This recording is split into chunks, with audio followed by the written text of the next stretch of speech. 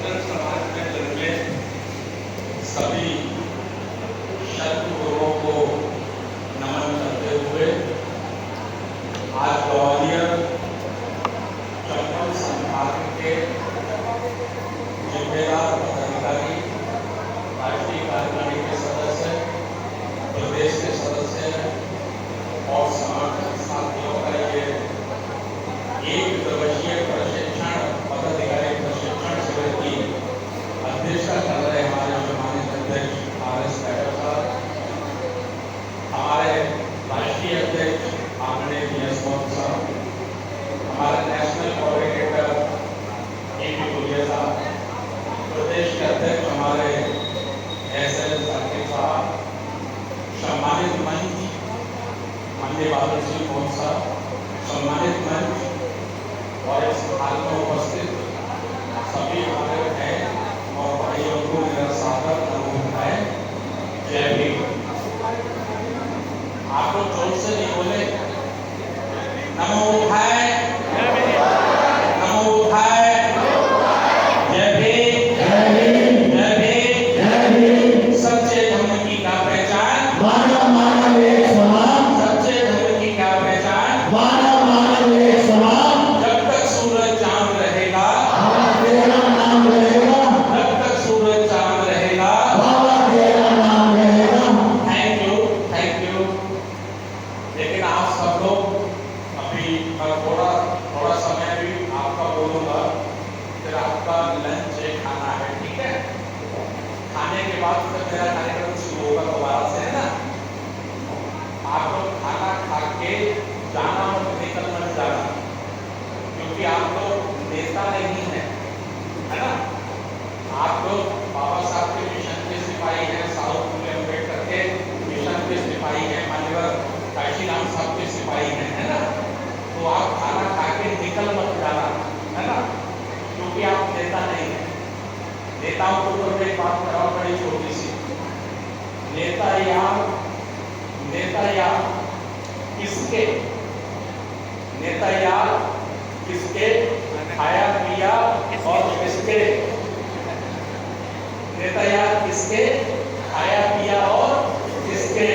तो जो खा पी के किसके का मैं समझूंगा वो बाबा साहब का सिपाही नहीं है, वो पक्का नेता है, ठीक है ना? और नेताओं से आजकल हम बड़ी दूरी बनाए हुए हैं, समझते ना बात? तो नोटिंग बुक है आप सबके पास? नोटिंग बुक अगर आप सबके पास है तो कृपया खोलिए।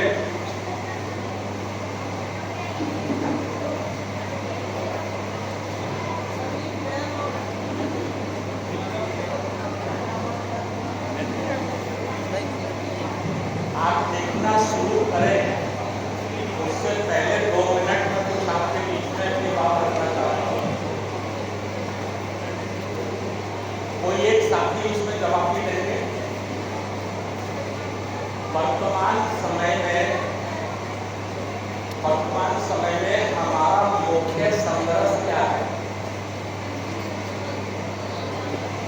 आज हम लोग कितनी तारीख है? आज 3 अगस्त 2025 में यहाँ बैठे। बेटा आप लोग कोई बात नहीं करेंगे आपस में, ठीक है? आपस में कोई बात नहीं करेंगे, मेरा हाथ जोड़कर निवेदन है। और जो बात करेंगे तो मैं उनको बाहर कर दूंगा आवाज से, समझते हैं? बहुत गंभीर विषय पे आप लोग चर्चा करने के लिए इकट्ठा हो गए हैं। ये कोई मेला तमाशा नहीं है, कोई डांस या नाच का कार्यक्रम नहीं है जिसमें आपको मजा लेना है। मजा लेने के लिए हमको इकट्ठा नहीं हुए हैं। हम हमारे पूर्वजों की विरासत को कैसे बचा सकें, हम अपने लोकतंत्र को, अपने संविधान को कैसे बचा सकें, हम अपनी पूर्वी संस्कृति को कैसे बचा सकें, तो गंभीर विषय पर हम इकट्ठा हुए हैं। इसलिए किसी को आपस में बात नहीं करनी, अपना दिमाग बिल्कुल साइलेंट कर देना है और अपना दिमाग और आंखें सबको मेरी आंखों से मिलानी है, ठीक है ना? तभी आप मेरी बात समझ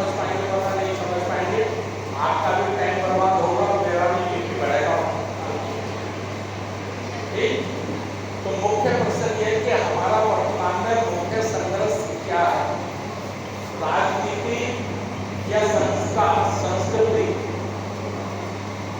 राजनीति या संस्कृति?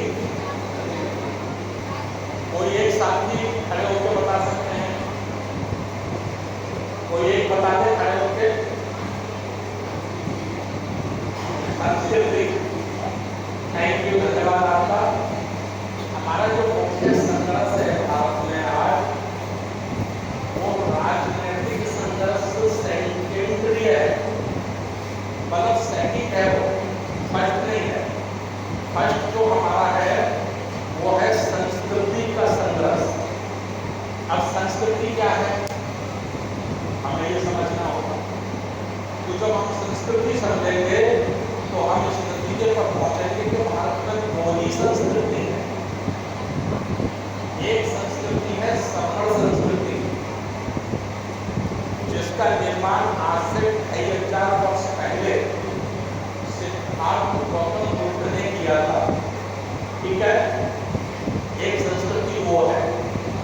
और दूसरी संस्कृति है ब्राह्मण संस्कृति, जो आज से 5000 वर्ष पूर्व मध्य मलेशिया से भारत में आकर आने वाले लोगों ने स्थापित की। ठीक है, बुद्ध का जो संघर्ष था वो वर्ण व्यवस्था, जातिवाद को खत्म करके श्रमण संस्कृति का उन्होंने निर्माण किया। अब आप समझिए कि दोनों में मूल भेद क्या है। श्रमण संस्कृति और ब्राह्मण संस्कृति का मूल भेद क्या है? श्रमण संस्कृति का अर्थ यह है कि श्रम को मेहनत मजदूरी करके अपने परिवार का पालन पोषण करने वाला वर्ग, जो ईमानदारी से मेहनत मजदूरी करता है, खून पसीना बहाता है, ईमानदारी का कमाता है, उससे अपने परिवार का पालन पोषण करता है। ठीक है ना? तो ब्राह्मण संस्कृति क्या है? ब्राह्मण संस्कृति का मतलब है लूट खसोट करना, डकैती डालना। तो उसके लिए उन्होंने क्या बनाया? उन्होंने एक काल्पनिक ईश्वर बनाया और प्रचार किया कि ईश्वर ही सर्वशक्तिमान है और हम उसके प्रतिनिधि हैं, है ना? पृथ्वी पे ईश्वर ने हमको भेजा है। ठीक है, तो आप पूजा करो, ईश्वर को मानो, ईश्वर को मानो। अंधविश्वास उन्होंने पैदा किया। जो किया, इसके पीछे उद्देश्य क्या है? इसके पीछे उद्देश्य है कि जो मेहनत का समाज है और उसकी संख्या लगभग 100 में से 97% है, उस मेहनत कश समाज का पैसा लूटना, उसकी मेहनत की कमाई को लूटना और ऐश करना और स्वयं को ईश्वर के रूप में स्थापित करके अपनी पूजा कराना, सर्वश्रेष्ठ अपने को स्थापित करना। ये दो बात समझ में आ गई? दोनों का एक समझ में आ गया? वर्तमान में हम इसको कहते हैं बात माने होता है विचार, एक आंदोलन। तो हम इसको दो बात में कहते हैं। एक बात है मनुवाद और एक बात है अम्बेडकरवाद। कुछ लोग हैं मनुवादी, जो दोबारा से इस देश में मनुस्मृति जैसा कानून लाना चाहते हैं, और बड़ा समाज है जिसकी संख्या 100 में से लगभग 95% से ज्यादा है। वो सफल संस्कृति का समाज है, मेहनत मजबूत करने वाला समाज। वो उसको हम कहते हैं अम्बेडकरवादी समाज, मनुवादी समाज और अम्बेडकरवादी समाज। समझ रहे हैं ना? जिस किसी की समझ में ये बात नहीं आए तो जब लंच के बाद प्रोग्राम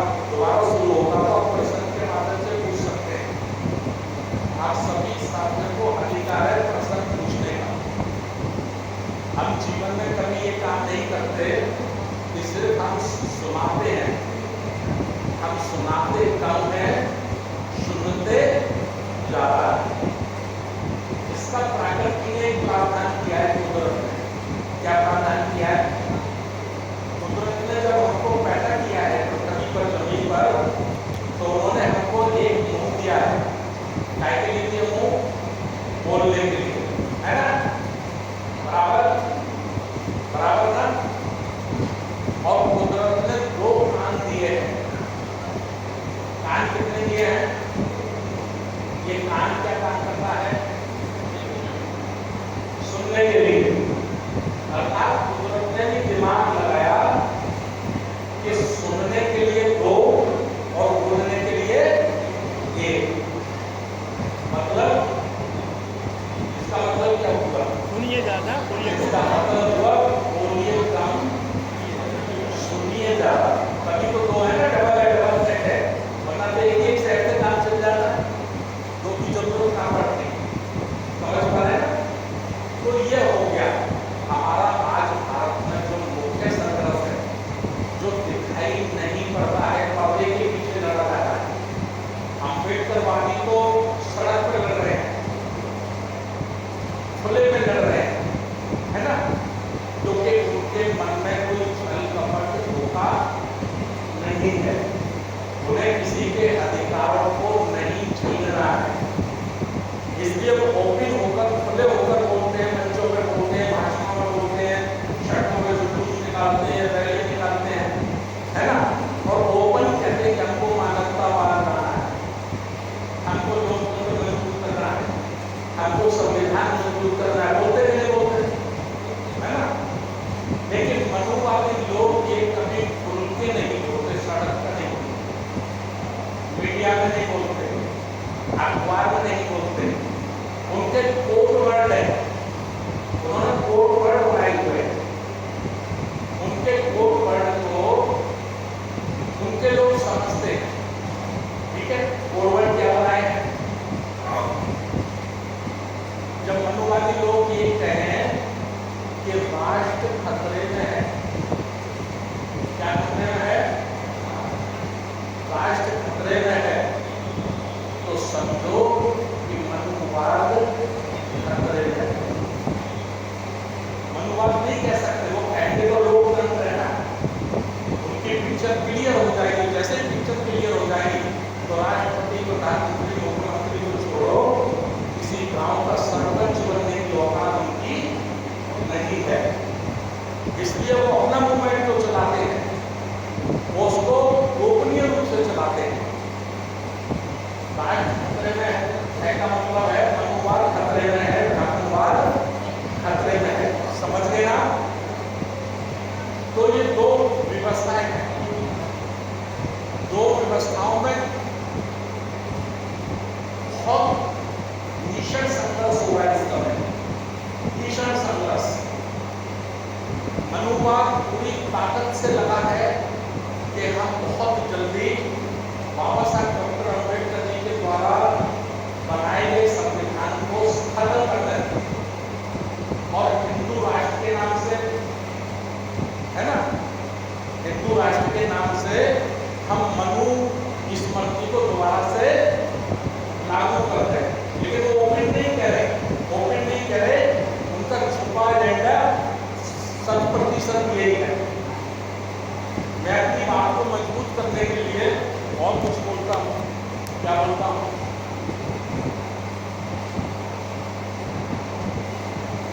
वो कहते हैं कि हमको हिंदू राष्ट्र बनाना है, ठीक है? जो लोग ऐसा बोलते हैं कि हमको हिंदू राष्ट्र बनाना है, बहुत ही गर्मी से बात करता हूँ, तो मेरे उनसे 3 सवाल है। ठीक, उनकी आइडियोलॉजी के अनुसार, उनकी विचारधारा के अनुसार 3 सवाल कौन से हैं? पहला सवाल है, देश का राष्ट्रपति कौन है? उत्तर होगा हिंदू, और हिंदू ही नहीं है बल्कि उनके यूनिवर्सिटी से पढ़ा हुआ हिंदू है, जो आरएसएस में तैयार किया है, वही है ना। प्रधानमंत्री कौन है? उसकी यूनिवर्सिटी से पढ़ा हुआ, हिंदू यूनिवर्सिटी से पढ़ा हुआ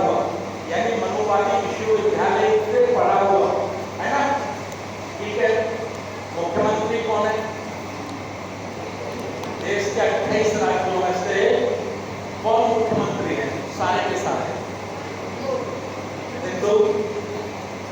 सुप्रीम कोर्ट में जज कौन है, हाई कोर्ट में जज कौन है, कलेक्टर कौन है, पुलिस कप्तान कौन है, उनकी भाषा में अगर हम इसका आंसर देंगे तो आंसर ये है कि ये सब उनके अनुसार हिंदू है कि नहीं?